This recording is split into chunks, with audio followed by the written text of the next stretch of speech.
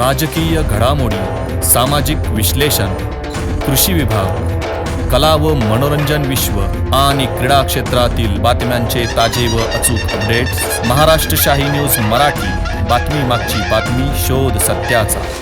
प्रायोजक आहेत ऑफकी studios, music and recording studio Ambidumala. Audio advertising, music composition, recording, background music, mixing and mastering services आता आपल्या पठार भागात. संपर्क 95 95 65 48 75.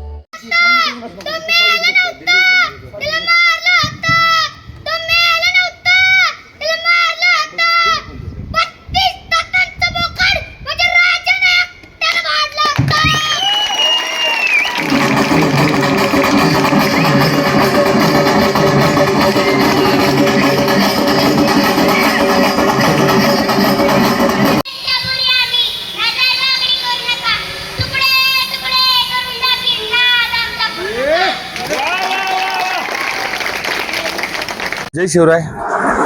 छत्रपती शिवाजी महाराजांच्या जीवनातली सर्वात महत्त्वाची घटना म्हणजे आग्र्याला जाणं, आग्र्यावरनं स्वतःच्या बुद्धीच्या चातुर्यानं राजगडापर्यंतचा प्रवास करणं. 17 ऑगस्ट 1666 शिवरायांनी स्वतःची आग्र्यातून गरुड भरारी घेतली, गरुड झेप घेतली, राजगडाकडे गेले. हाच थरारक प्रवास गरुड झेप मोहीम संस्था गेले 7 वर्ष करत असते. 4 राज्यातून जवळपास 78 शहरातनं जवळपास 250 गावातनं ही पवित्राची शिवज्योत 1310 किलोमीटरचा प्रवास करत 11 दिवसामध्ये राजगडाकडे आम्ही जात असतो. ऊन वारा पाऊस झेलत खूप अनंत अडचणी असतात, परंतु त्याच्यावरती धैर्यानं छत्रपतींच्या विचारावरती चालत असताना आम्ही मात करतो. यावर्षी आग्र्यामध्ये सांस्कृतिक कार्यक्रमही झाले. त्याच्यामध्ये गोव्यातील काही नाटक कलाकारांनी त्यांचं सादरीकरण केलं. सायली जोशी यांचं जिजाऊंवरचं एक पात्री नाटक झालं. हलगी वादन, आपली पारंपरिक कला आपण आग्र्यामध्ये त्याचं दाखवलं. आणि शिवाय एक महत्वाची गोष्ट यावर्षी आपण केली की छत्रपती शिवाजी महाराजांनी आग्र्यावरनं ज्या पद्धतीनं राजगडापर्यंत प्रवास केला त्याचे जे 4 संभावित मार्ग होते, याचं पहिल्यांदा हिंदीमध्ये राष्ट्रीय स्तरावरचे पुस्तकाचं प्रकाशन आपण केलं. त्याचं नाव गरुड झेप आग्रा से राजगड असं ठेवलंय. त्यामुळे कुठेतरी ही पवित्र कार्य नेत असताना भारत सरकारने दखल घेतली आणि भारत सरकारच्या टपाल विभागाने आपलं पोस्टल अनावरणही यावर्षी त्यांनी जाहीर केलं, प्रकाशित केलं. त्यामुळे कुठेतरी एक मोहीम एक उंचीवरती नेत असताना सगळ्यांचा त्याच्या हातभार लागतो.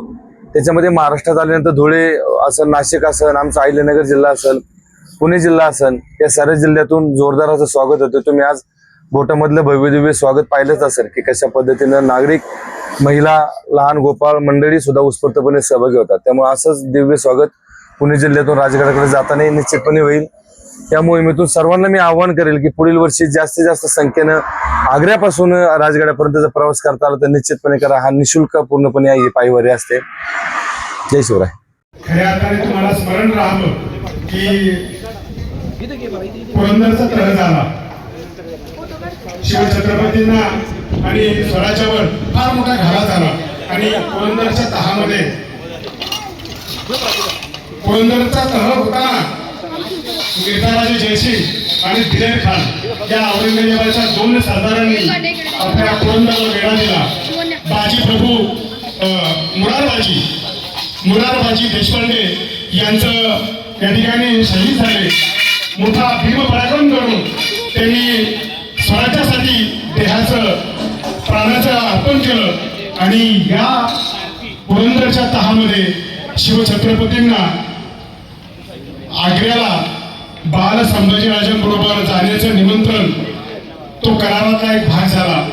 आपले किल्ले 36 किल्ले हे 23 किल्ले हे 23 किल्ले हे औरंगजेबाला देण्यात आले आणि छत्रपतींना घेऊन बालछत्रपतींना आपले शिवछत्रपती आणि शंभूराजे हे दोघेही आपल्या लवाजम्यासह खऱ्या अर्थाने आग्र्याला औरंगजेबाच्या वाढदिवसाच्या निमित्ताने हे त्या ठिकाणी गेले आणि कपटी औरंगजेबाने महाराजांना त्याच ठिकाणी नजर कैदेत ठेवले. मिर्झाराजे जयसिंग यांचा मुलगा रामसिंग हा त्यांच्या सोबत होता. रामसिंग आणि मिर्झाराजे जयसिंग यांनी शब्द घेतला, यांच्याकडून शब्द घेतला होता की आमच्या जीविताला धोका होणार नाही आणि त्याच कारणामुळे औरंगजेबाने शिवछत्रपतींना इजा केली नाही, मात्र नजर कैदेत ठेवले आणि अशा पद्धतीने त्या हा छत्रपती स्वराज्याचा, महाराष्ट्राचा छत्रपती त्या ठिकाणी आग्र्याच्या कैदेत अडकला. महाराजांना मारायचं असं औरंगजेबाने ठरवलं होतं, मात्र स्वतःच्या चातुर्याने पिटाऱ्यात बसून आणि महाराजांनी पलायन केलं. आग्रा सोडून ते राजगडावर आले आणि तो जो मार्ग आहे ना, तर आबा गोळे यांच्या या गरुडशेठ मोहिमेने तो आपल्यासाठी पुन्हा एकदा जिवंत केला जात आहे.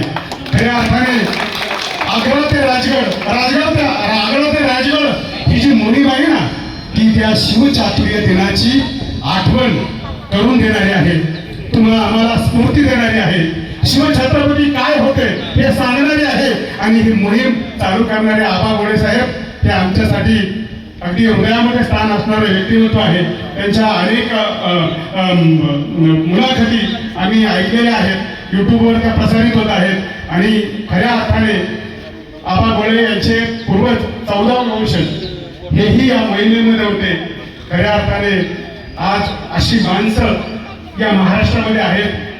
शिवछत्रपतींच्या स्मृतीला पुन्हा त्रिवार वंदन करतो आणि आजच्या या कार्यक्रमाला आपण सर्वांनी उपस्थित राहिले, आपल्या सर्वांचं मनापासून आभार मानतो.